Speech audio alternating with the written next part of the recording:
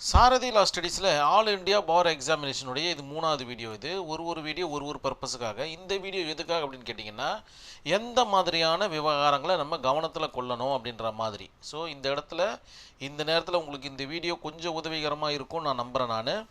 சரி, இப்போது உங்களிடத்தில் பார்த்தீங்கன்னா இப்போ கொஸ்டின் பேப்பர் கையில் கொடுக்கப்பட்டு விட்டது. அந்த நிமிடம் முதல் நம்ம என்னெல்லாம் பண்ணலாம் அப்படின்னு பார்த்தீங்கன்னா, ஃபஸ்ட்டு எந்தெந்த டாப்பிக்கில் எந்தெந்த மதிப்பெண்கள், சிஆர்பிசினா 10 மதிப்பெண்கள் சொல்லப்பட்டிருக்கு. அதில் டைரக்ட் கொஸ்டின் மட்டுமே பார்த்திங்கன்னா 6 வருது. அதே மாதிரி சிபிசிலையும் 10 மதிப்பெண்கள், டைரக்ட் கொஸ்டின் பார்த்திங்கன்னா 6லேருந்து 7 வரைக்கும் வரத்துக்கு வாய்ப்பு இருக்குது. பிஎஸ்சி இந்தியன் எவிடன்ஸ் ஆக்டில் பார்த்திங்கன்னா டைரக்ட் கொஸ்டின் மொத்த கொஸ்டின் பார்த்திங்கன்னா 8, அதில் டைரக்ட் கொஸ்டின் பார்த்திங்கன்னா 6 வருது. ஸோ இதெல்லாம் இந்த இடத்துல அரே பண்ணிக்கப்பட்டதெல்லாம் டைரெக்டாக கேட்கக்கூடிய கொஸ்டின். டைரக்ட் கொஸ்டின் என்ன, இயரை பேஸ் பண்ணி கேட்பாங்க, செக்ஷனை பேஸ் பண்ணி கேட்பாங்க, இல்லைனா ஃபேக்டை பேஸ் பண்ணி கேட்பாங்க. ஸோ இந்த மாதிரி டைரெக்டாக வெகு விரைவில் தேடி எடுக்கக்கூடிய அந்த கான்செப்ட்லாம் பார்த்திங்கன்னா இந்த டைரக்ட் கொஸ்டின் அப்படின்ற பதத்தில் வரும். இது பார்த்திங்கன்னா மிக விரைவில் தேடி கண்டுபிடிச்சுடலாம், பேர் ஆக்டை கையால் தெரிஞ்சால் போதும். ஸோ இந்த டைரக்ட் கொஸ்டினை மட்டுமே நம்ம ஃபோக்கஸ் பண்ணால் நம்ம ஏஐபி எக்ஸாமில் மிக எளிதில் மதிப்பெண்களை பெற்று பாஸ் பண்ணிடலாம். ஆனால் இந்த இடத்துல ஒரு சூட்சமம் இருக்குது. இந்த சூட்சமத்தை கையாண்டோன்னா நம்மளுக்கு நேர விரயம் கொஞ்சம் கம்மியாகும், அதிகமான நேரம் செலவிறது கொஞ்சம் கம்மியாகும் டைரக்ட் கொஸ்டினாக இருந்தால் கூட. அதாவது இந்த டாபிக், இது சிபிசி, ஐஇஏ, கான்ஸ்டியூஷன், இதிலெல்லாம் பார்த்திங்கன்னா டைரக்ட் கொஸ்டின் கேட்பாங்க ஐபிசியில்.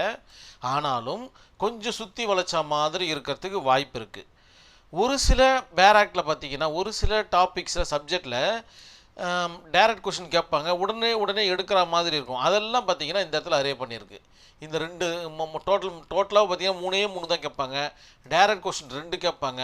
ஆனால் உங்களால் உடனே இந்த கண்டென்ட்லேயே நம்மளால் தேடி கண்டுபிடிச்சிட முடியும்.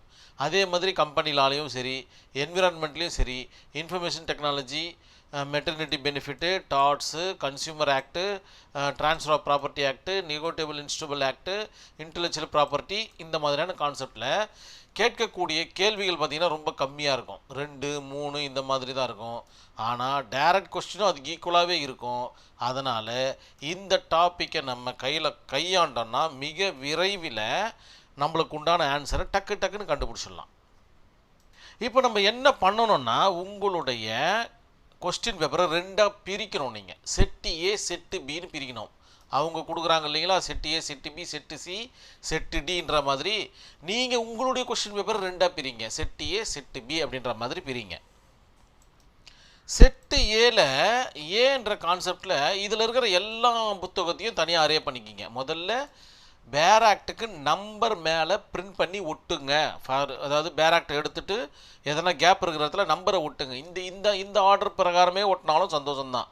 1 சிஆர்பிசியை ஒட்டுங்க, 2 சிபிசியை ஒட்டுங்க, 3 பிஎஸ்ஏ ஒட்டுங்க, 4 கான்ஸ்டியூஷன் ஒட்டுங்க, 5 பார்த்திங்கன்னா ஐபிசி ஒட்டுங்க. இந்த மாதிரி எல்லா பேர் ஆக்டுக்கும் ஒரு நம்பர் கொடுங்க. நம்பரை கொடுத்துட்டு செட்டு ஏவை தனியாக வைங்க, செட்டு பியை தனியாக வைங்க. இப்போ நான் எதெல்லாம் சொல்கிறேனோ அதெல்லாம் செட்டு ஏல சேருன்ற மாதிரி வச்சுக்கிங்க. ஃபஸ்ட்டு பார்த்திங்கன்னா இதில் இருக்கிற எல்லாமே செட்டு ஏல சேர்ற மாதிரி வச்சுக்கிங்க. அதுக்கப்புறமா அட்வொகேட் ஆக்ட் செட்டு ஏல கொண்டு போங்க. அதுக்கப்புறம் பில்லை பார்த்திங்கன்னா செட்டு ஏல கொண்டு போங்க. ஏடிஆரை செட்டு ஏல கொண்டு போங்க. முடிஞ்சால் கான்ட்ராக்டை சேர்த்துக்குங்க, இல்லைன்னா செட்டு பிக்கு இவரை வேணால் நம்ம ரெக்கமெண்ட் பண்ணிடலாம். ஸோ இத்தனை டாப்பிக்கை நீங்கள் செட்டு ஏல கொண்டு போயிட்டு தனியாக உங்களுடைய டேபிளில் அடிக்கிடுங்க. மொத்தம் 13 புத்தகங்களை தனி டேபிளில் அடிக்கிடுங்க. செட்டு பியில் பார்த்தீங்கன்னா ரெஸ்ட் ஆஃப் புக்ஸை அடிக்கிடுங்க. அதாவது CrPC, CPC, IA, constitution, IPC, family law, அதுக்கப்புறம் பார்த்தீங்கன்னா கான்ட்ராக்ட், இத்தனையும் பார்த்தீங்கன்னா செட்டு பியில் தனியாக அடிக்கிங்க.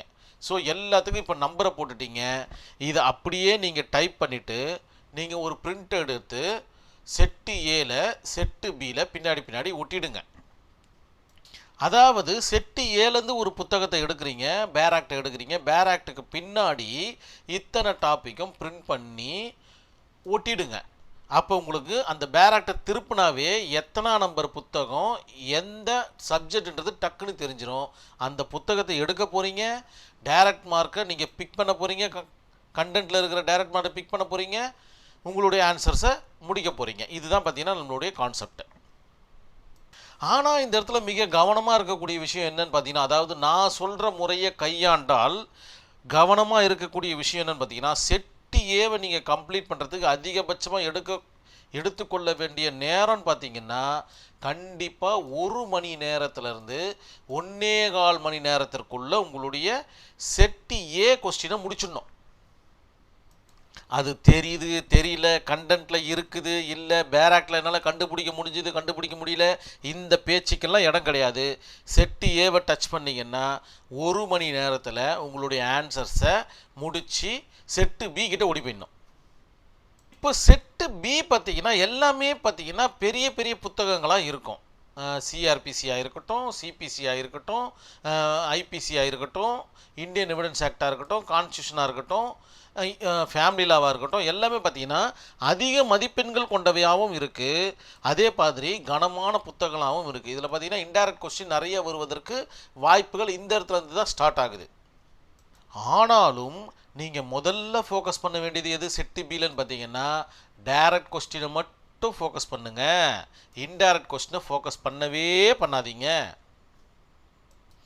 இத்தனை டைரக்ட் கொஸ்டினுக்கு சரியாக 1 மணி நேரத்தை நீங்கள் யூட்டிலைஸ் பண்ணுங்கள். செட்டு பியில் சரியாக 1 மணி நேரத்தை டைரக்ட் கொஸ்டினுக்காக செலவிட்டுடுங்க. இப்போ நம்ம கையில் இருக்கிறது இதுக்கு 1 மணி நேரம் செலவழிச்சிட்டிங்க, இதுக்கு 1 மணி நேரம் செலவழிச்சிட்டிங்க, மிச்சம் நம்ம கையில் இருக்கிறது 1 மணி நேரம் கையில் இருக்குது. ஸோ இந்த 1 மணி நேரம் கோல்டன் ஹவர்ஸ். இப்போ செட்டு ஏலையும் சரி செட்டு பிலையும் சரி நம்ம டைரக்ட் கொஸ்டின் எல்லாத்தையும் பிக் பண்ணியாச்சு. இதை நீங்கள் பிக் பண்ணிக்கிட்டீங்கன்னாவே நீங்கள் கிட்டத்தட்ட தேர்ச்சி விகிதத்தை நெருங்கிட்டீங்கன்னு அர்த்தம்.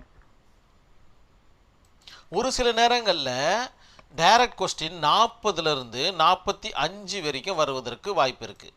ஸோ 40லேருந்து 45னாவே நம்ம கிட்டத்தட்ட தேர்ச்சி விகிதத்தை நெருங்கிட்டோம். ஒரு சில நேரங்களில் பார்த்தீங்கன்னா கட் ஆஃப் 44 போடுவாங்க, 48 போடுவாங்க. ஆனால் நம்ம நெருங்கிட்டோம், 2 மணி நேரத்தில் நம்ம நெருங்கிட்டோம். ஆனால் பெரிய டாஸ்க்கு தான் இது. இந்த ட்ரிக்கு பிரகாரம் போனீங்கன்னா கொஞ்சம் ஹெல்ப் பண்ண உங்களுக்கு. மீதம் இருக்கிற 60 கொஸ்டினை நீங்கள் 1 மணி நேரத்தில் கையாள போகிறீங்க. 1 மணி நேரத்தில் 60 கொஸ்டினை கையாள முடியுமாயா அப்படின்னு கேட்டிங்கன்னா கொஞ்சம் கஷ்டம்தான். ஏன்னா இந்த ஏஐபியோடைய கான்செப்டே தேடி எடுக்கிற கான்செப்ட். டைரெக்டாக தெரிஞ்சிச்சுன்னா ஆன்சர் பண்ணிட்டு போயிடலாம். தேடி எடுக்கிற கான்செப்ட்ன்றதுனால யாராலையும் 100 கொஸ்டினை தேடி கண்டுபிடிக்கவே முடியாதுன்றதை உங்களுடைய நினைவில் இந்த இடத்துல வச்சுக்கிங்க. இப்போ மிச்சம் இருக்கிற இந்த ஃபேக்ட் கொஸ்டினாக இருக்கட்டும் இல்லை கேஸ் ஸ்டடி கொஸ்டினாக இருக்கட்டும் படித்து பார்த்து தேடி உங்களால் ஆன்சர் பண்ண முடிஞ்சதுன்னா கிட்டத்தட்ட உங்களால் ஒரு 20 மதிப்பெண்களை எடுக்கிறதுக்கு வாய்ப்பு இருக்குது. ஸோ 45 + 20 65 மதிப்பெண்களை பெற்று மிக எளிமையாக பாஸ் பண்ணலாம். ஆனால் இந்த டைம் டியூரேஷனை நம்ம கண்டிப்பாக ஒர்க் அவுட் பண்ணால் மட்டும்தான் இது சாத்தியமாகுன்றதை நம்ம நினைவில் வச்சுக்கணும். நீங்கள் செட்டு ஏவை முதல்ல டச் பண்ணாலும் சரி இல்லை செட்டு பியை முதல்ல டச் பண்ணாலும் சரி, அது உங்களுடைய விருப்பம். ஆனால் நீங்கள் முதல்ல கவனிக்க வேண்டிய விஷயம் என்னன்னு பார்த்தீங்கன்னா time management. If lose time management if lose AIB ரிசல்ட்ன்றதை நம்ம நினைவில் வச்சுக்கணும். கண்டிப்பாக டைரக்ட் கொஸ்டினுக்கு அதிகபட்சமாக 1.5 மணி நேரத்திலிருந்து 2 மணி நேரத்துக்குள்ளே முடிச்சுக்கிங்க. 1.5 மணி நேரத்தில் நீங்கள் டைரக்ட் கொஸ்டினை முடிச்சிட்டிங்கன்னா நீங்கள் சேஃப் ஜோனில் இருக்கிறீங்க. ஏன்னா கையில் இன்னும் மிச்சம் 1.5 மணி நேரம் இருக்குது. ஓகேங்களா? ஸோ சேஃப் ஜோனில் இருக்கீங்க. இன்னும் 1.5 மணி நேரத்தில் இன்னும் ஒரு அதிகபட்சமாக ஒரு 30 மார்க் எடுக்கிறதுக்கு வாய்ப்பு இருக்குது. ஸோ அப்போ நீங்கள் 75 மார்க் எடுத்து பாஸ் பண்ணுறதுக்கு அதிகப்படியான வாய்ப்புகள் அதிகம். சரி, இப்போ உங்களுக்கு ஓரளவுக்கு ஐடியா கிடச்சிட்ருக்கோம் எப்படி இந்த கொஸ்டினை ஹேண்டில் பண்ணுறது. டைரக்ட் கொஸ்டினை ஃபஸ்ட்டு எடுக்கணும், அதுக்கப்புறம் செட்டு 2ஆக பிரிக்கணும், வேர் ஆக்டுக்கு நம்பர் போடணும், நம்பர் ஒட்டினதை தனித்தனியாக பிரித்து அடுக்கணும், அதை அடுக்கினதை ஒரு அந்தந்த பேர் ஆக்ட் பின்னாடி பிரிண்ட் அவுட் எடுத்து ஒட்டணும்.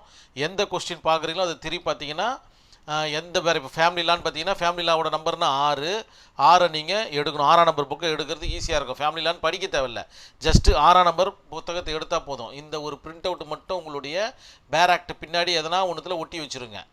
6ஆம் நம்பர் எடுக்கிறீங்க, டைரக்ட் கொஸ்டின் மொத்தம் 8 கேட்குறாங்க. 8 கொஸ்டின் டக்குன்னு பிக் பண்ணுறீங்க. கண்டென்ட்டில் இல்லைன்னா தெரியலன்னா போட்டு குழப்பிக்கிட்டு இருக்காதீங்க, அடுத்த கொஸ்டின் ஓடி போயிடுங்க.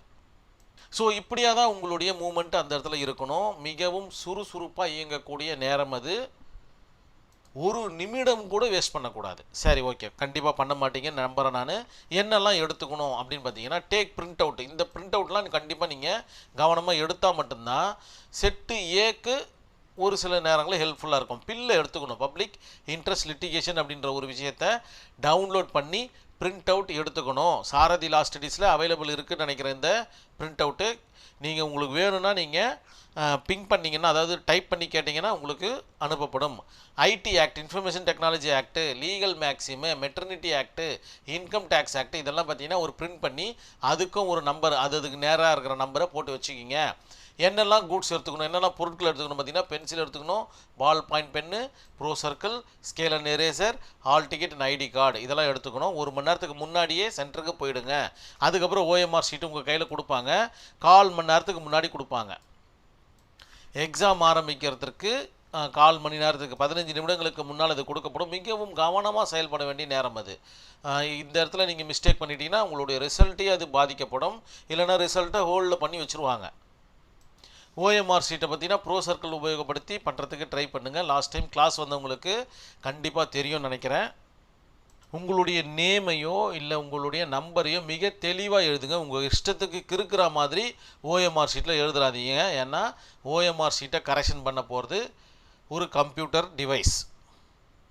அதுக்கு உங்களுடைய கிறுக்கெல்லாம் சரியாக தெரிவதற்கு வாய்ப்புகள் மிக குறைவு. அதனால் மிக தெளிவாக ஏனா ஏ மாதிரி போடுங்க, பினா பி மாதிரி போடுங்க, ஒன்னா 1 மாதிரி போடுங்க, 2னா 2 மாதிரி போடுங்க. ஸோ இந்த மாதிரியான ட்ரிக்கை நீங்கள் கையாண்டால் மட்டும்தான் அந்த ஓஎம்ஆர் ஷீட்டு பார்ப்பதற்கு மிக அருமையாக இருக்கும். நம்மளுடைய ரிசல்ட் வேல்யூவேஷனும் மிக கரெக்டாக இருக்கும். கண்டிப்பாக இந்த வீடியோவை பார்க்குறவங்க எல்லாருமே ஏஐபி எக்ஸாமில் வெற்றி பெற்று அடுத்த ஸ்டேஜை அடையணும்னு நான் இறைவனை பிரார்த்திக்கிறேங்க, பிரார்த்தனை செய்கிறேன். சரியாக வரமாட்டேங்குது, சாரி. ஆல் இண்டியா பார் எக்ஸாமில் உங்களுடைய வெற்றியை பதிவு செஞ்சுட்டு சொசைட்டிக்கு நல்லது பண்ணுவீங்க அப்படின்ற நம்பிக்கையோட இந்த வீடியோவை நான் முடிச்சுக்கிறேன். கண்டிப்பாக நீங்கள் நல்லது பண்ணுவீங்க. அதற்காக தான் நீங்கள் அட்வொகேட்டாக லாயர் படிச்சிருக்கீங்கன்றதில் எந்த வித மாற்று கருத்தும் இந்த சொசைட்டிக்கு கிடையாதுன்றதை இந்த இடத்துல பதிய வச்சுக்கிறேன். மீண்டும் சாரதி லா ஸ்டடீஸின் வாழ்த்துக்கள். நீங்கள் ஆல் இண்டியா பார் எக்ஸாமில் வெற்றி பெற வாழ்த்துக்கள். நன்றி, வணக்கம்.